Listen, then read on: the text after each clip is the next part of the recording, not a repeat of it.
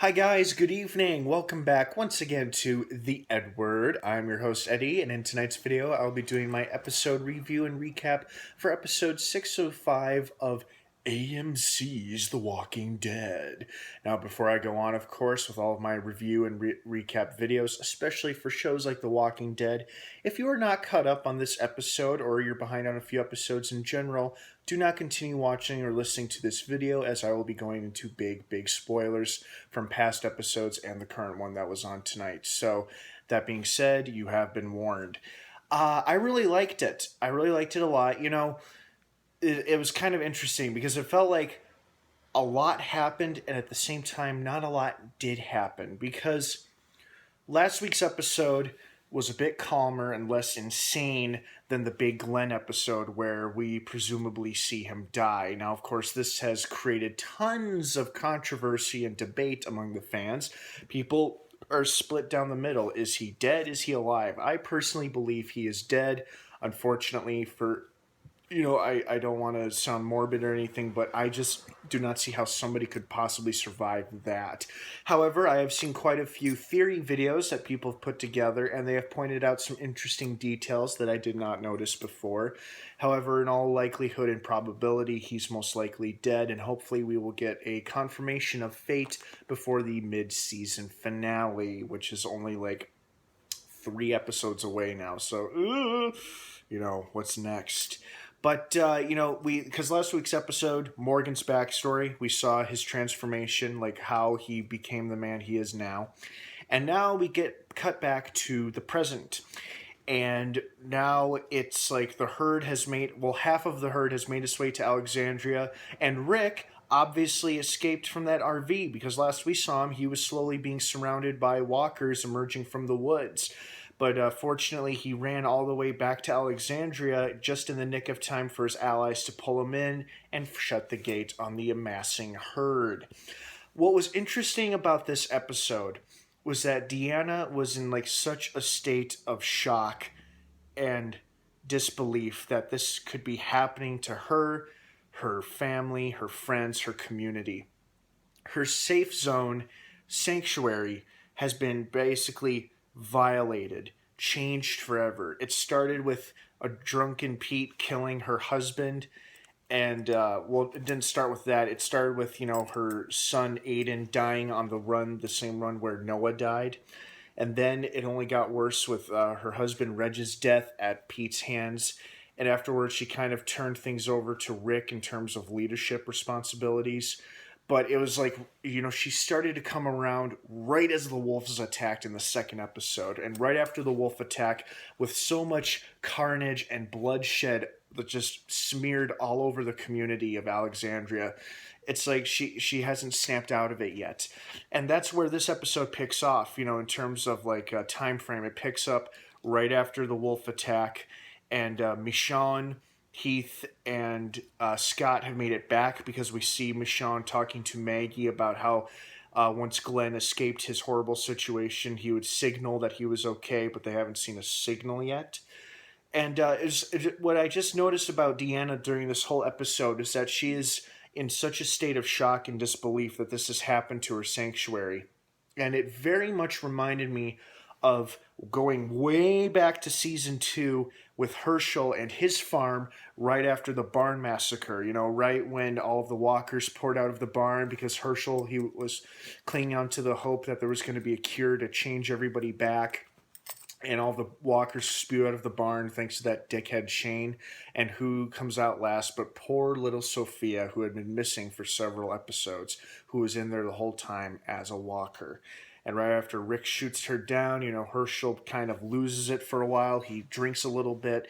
But Herschel's state of shock and, just disbelief reminded me, that's the way Deanna was in this episode. I'm like, Deanna is acting very much like Herschel first acted when his sanctuary was violated and compromised. I mean, if you look at it, it's a similar circumstance. Alexandria has been pretty damn safe up until this point, up until our main group arrived. It was pretty damn safe, and life was going well for them. True, there was a false sense of security, and the belief that they were truly safe was just a lie. You know, they weren't truly safe. I mean, hell, like 5 miles away, they had a quarry full of walkers, and that was the only reason the community was still standing, was because the quarry full of walkers kept them all contained and everything. But eventually, they were going to break out and make their way towards Alexandria. You know, it's like the reality of the dangers of the world are finally hitting Deanna, and she does not know how to handle it. You know, her son Spencer steps up and tells people to stop raiding from the pantry, which kind of works, but later she finds him drunk off of liquor and eating food supplies that he took from the pantry shortly afterwards. His reasoning behind it, well, if everybody's looting, it's a huge deal, but if only one guy does it, it's not that big a deal. And then, you know, he basically launches into her this tirade about, you know, he blames her for Aiden's death, Reg's death, and the state of the shambles that Alexandria is currently in, you know, providing people with a false sense of security. And, you know, this is, you know, he doesn't really mean some of the stuff he says. This is just him taking his anger and frustration out on her, because she's a parent, she's his mother, and, you know, that's just something children do to their parents. I mean, let's face it, who hasn't done that to their parents, honestly? You know, you say something you didn't mean and you calm down later and apologize. But in this case, Spencer is just, you know, he's not in the best state of mind either. But Deanna's whole, you know, her whole state during this episode was just extremely reminiscent of Herschel from season 2, when his sanctuary was compromised. You know, the barn massacre happened, and his whole belief system was shattered, and practically the same thing happened to Deanna in this episode. However, after, you know, after her futile efforts, but good efforts to kill a walker, Rick fortunately saved her when she was trying to return the food supplies to the pantry. It was a member of the Wolf Gang who had been killed during the attack, but he had turned, and the reason that he was still a walker was because nobody could find his body, according to Rick.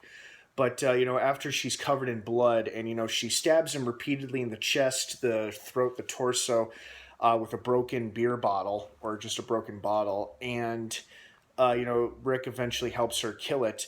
You know, she's like, okay, I'm ready. I'm ready to be taught how to survive. You know, it's like that Walker attack really, you know, like took her out of her state of, what? You know, she became alert again, and she fought back. You know, she fought back to the best of her abilities, and even though she needs a little guidance and help in killing walkers, she succeeded and survived. And I think she's more willing now to become more adaptable to the world that's around her. And hopefully some of the other Alexandria residents are too. I mean, we saw that with Jessie when she stepped up and put down her reanimated neighbor next door, the woman who had slit her wrists and become a walker, probably because most of the people of Alexandria are terrified of the huge herd that is constantly amassing outside the wall there. So, I mean, that was just a great little story. Now, that was Deanna's story. The other big story that came out of this episode was, OMG, Maggie is indeed pregnant, as she revealed to Aaron while they were trying to head out underneath Alexandria via sewer system, because Maggie wanted to go find Glenn. Of course she does. He's her husband and she wants to find him, especially now since he is the father of her unborn child. And speaking of Aaron, he did something that I did not expect for him to do so sudden, so quickly, because I thought they would stretch it out for a few more episodes. But Aaron quickly announced and practically confessed to everybody that he was unintentionally responsible for the Wolves' attack on Alexandria. Rick has his little spiel about how they're going to keep on surviving despite the massive herd outside the walls. Daryl, Abraham, and Sasha have yet to return, and once they do return and see what's going on, they'll lead the herd away with their vehicles. And then prompts Aaron to confess how when he was out on a run with Daryl, they stumbled into a trap. He lost his backpack with all of the information about Alexandria, and that's how the wolves found and attacked the place.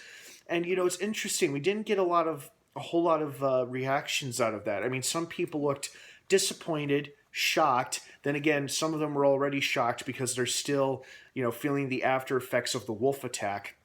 And Deanna, of course, looked completely unhappy, and just added more fuel to her already catatonic state, as she kind of just wanders away mindlessly like a zombie because she's in such a state of disrepair up here. On a bright side, two Alexandria residents characters that I was looking forward to seeing more of both survived the little mission to lead the herd away from the quarry. Tobin and Bruce. Mostly Tobin, because I'm starting to like Tobin. He probably won't last for long, unfortunately. But hey, he's still alive now, which counts. But no, overall, this was a very good episode. Oh, God, the sewer walkers. Ugh, nasty.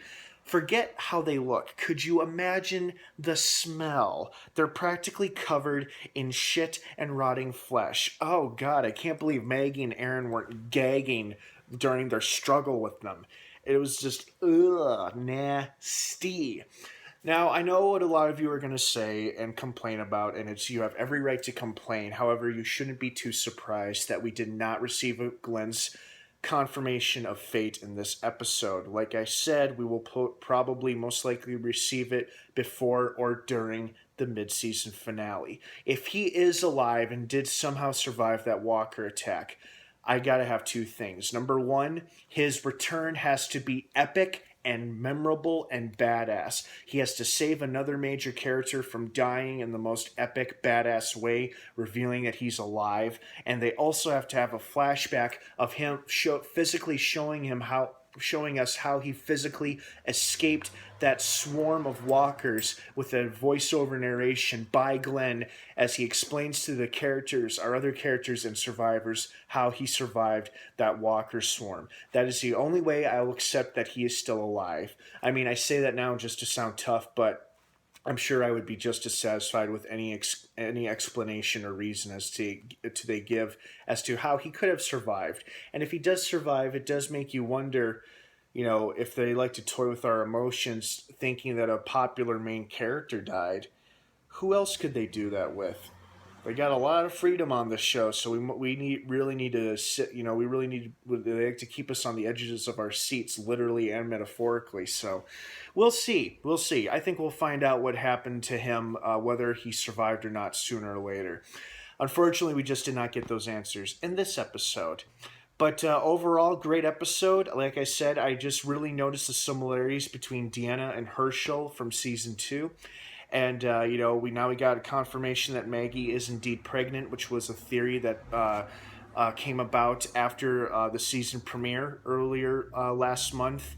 And several of you caught that. I myself didn't catch it right away, but when somebody pointed out to me, I was like, oh, that's what she was referring to during the meeting in Deanna's living room. Ooh, that would be something. That would add more conflict to an already horrible situation. The horrible situation being surviving in this world, in this apocalypse. But overall, great episode. Really enjoyed it. I can't wait to see how they're going to possibly continue surviving in Alexandria if they are all trapped in there by literally 1,000, if not thousands, of walkers outside their walls. Also, where is Daryl, Sasha, and Abraham? What's been going on with them? Looks like we're finally going to find out in next week's episode. We'll see what's been happening with them, and hopefully they make it back to Alexandria okay. Although it looks like Daryl may have a little spin-off episode of his own, so who knows? We'll see. Well, guys, I hope you enjoyed tonight's episode of The Walking Dead as much as I did. Thank you so much for tuning in here on The Edward for your episode review and recap needs. Don't forget to like this video, subscribe to this channel for more upcoming content and videos. What did you think of tonight's episode? Please leave your thoughts, opinions, and your feedback down below. I'd love to hear from everybody. Let's keep our opinions. Let's be respectful of one another's opinions and beliefs, of course, and keep it civil in the comments section. And I just love to hear from everybody what you thought of this episode, if you had a favorite moment, or if you thought this episode wasn't as good as the last two and why. Just, feel free to sound off down below. Well, guys, I hope you have a great start to a new week tomorrow, and I will see you next time here on The Edward. Thanks again, everybody. Have a great rest of the night, and of course, until next time, may the Force be with you.